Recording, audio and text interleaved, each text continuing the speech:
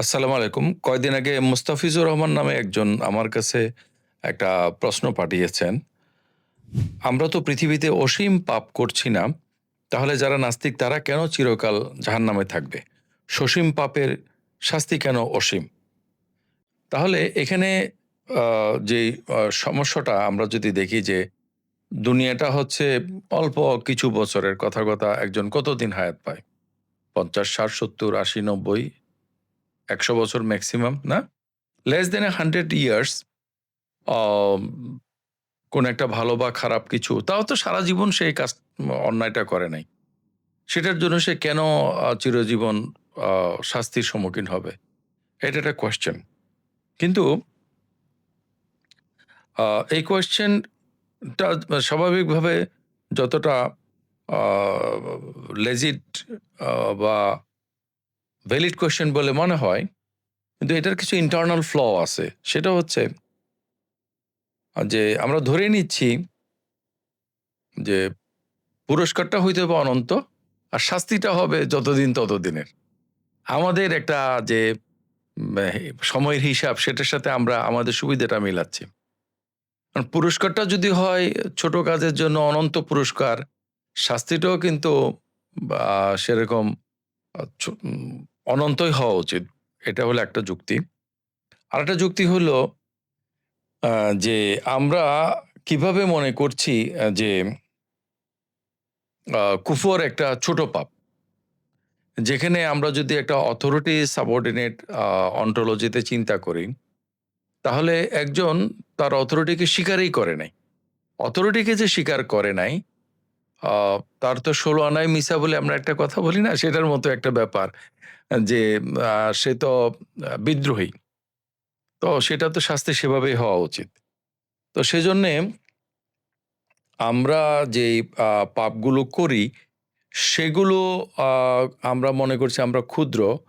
কিন্তু কোনটা পাপ, কোনটা পুণ্য, কোনটা ভালো, কোনটা খারাপ, ধর্মবিশ্বাস অনুসারে আস্তিক্যবাদী ধর্মবিশ্বাস অনুসারে আ খোদা, গড বা আল্লাহ এটা ঠিক করেন। তো যিনি ঠিক করেছেন তিনি বলেছেন যে এটা ছোট, এটা বড়, এটা ক্ষমার যোগ্য, এটা ক্ষমার যোগ্য না। আমাদেরকে মানলে তো পুরো প্যাকেজটাই মানতে হবে। ওকে? আমরা বলতে পারব না যে আমরা পুরস্কারটা অনন্তকাল পেতে চাই। আর শাস্তিটা অল্প কিছুকাল। আর এখানে প্রশ্নের মধ্যে না থাকলেও আ যে এমন যদি হয় যে এইটার তাহলে আমাদের সময়ের যে হিসাব, সেই হিসাবটা হচ্ছে চূড়ান্ত। এইটা একটা সমস্যা। আ যে সময় তো অম সময়ের যে প্রবাহ, সময় একটা সৃষ্ট, এটা সায়েন্সের লোকেরাও বলে। আ এবং সেটা স্ট্রেস হতে পারে। মানি যেমন অপেক্ষার সময়টা আমাদের কাছে দীর্ঘ মনে হয়। আনন্দের সময়টা খুব আ দ্রুত চলে যায় বলে মনে হয়। সুতরাং সময় আসলে কি? এটা একটা খুব জটিল আলোচনা। আমার একটা আলোচনা আছে "Ontology of Time and Philosophy of Contradiction" সেখানে আমি দেখাইছি যে এটা একটা খুব যতটা আমরা সহজ মনে করি ততটা সহজ নয়। Philosophically speaking আমরা যদি ধরি এটা একটা জটিল ব্যাপার। তো মোট কথা হচ্ছে আমাদের সময়ের যে হিসাব এবং আমাদের সময়ের যে বোধ, সমাজকে যেভাবে আমরা বুঝতে পারি, সময় সবসময় সেভাবেই হবে বা সেভাবেই হতে হবে এমন কোনো কথা নাই। ওকে? আর আমরা যদি মনে করি যে আ কেন আ আল্লাহর সৃষ্টি কেউ চিরজীবন জাহান্নামের মধ্যে থাকবে? আ নাস্তিকেরা প্রশ্ন করে যে গড হচ্ছে কিরকম আ যে আল্লাহ মাফ করুক এরকম যে বিকৃত মানসিকতার যে তার সৃষ্টিকে সে পোড়াইয়া সুখ পাচ্ছে, হ্যাঁ?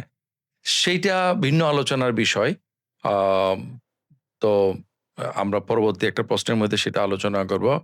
মোট কথা হচ্ছে আমরা যখন একটা আপাতত এই প্রশ্নের উত্তরের মূল কথাটা হচ্ছে আমরা যখন একটা ফ্রেমওয়ার্ক কে নিব, তখন এইটার প্রস্তাবনা, এইটার যে প্যারাডাইম, এইটার যে প্রাসঙ্গিক ব্যাপার সেগুলোর আলোকে দেখতে হবে।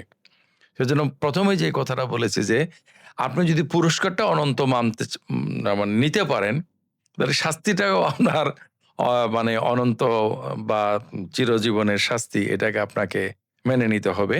এবং কোন পাপটা ক্ষুদ্র, কোন পাপটা বড় সেটা আপনি আমি নির্ধারণ করতে পারি না। কারণ পাপ পুণ্যকে নির্ধারণ করে। আমরা তো ন্যায় অন্যায় নির্ধারণ করি, মানে আইনসঙ্গত কি না সেটা ভিন্নভাবে। পাপ পুণ্য তো সম্পূর্ণভাবে একটা ডিভাইন ব্যাপার। সুতরাং ডিভাইনিটি যেভাবে ঠিক করে আমাদের সেভাবে জিনিসটাকে মানতে হবে। Thank you very much. Mostafizur Rahman, আসসালামু আলাইকুম।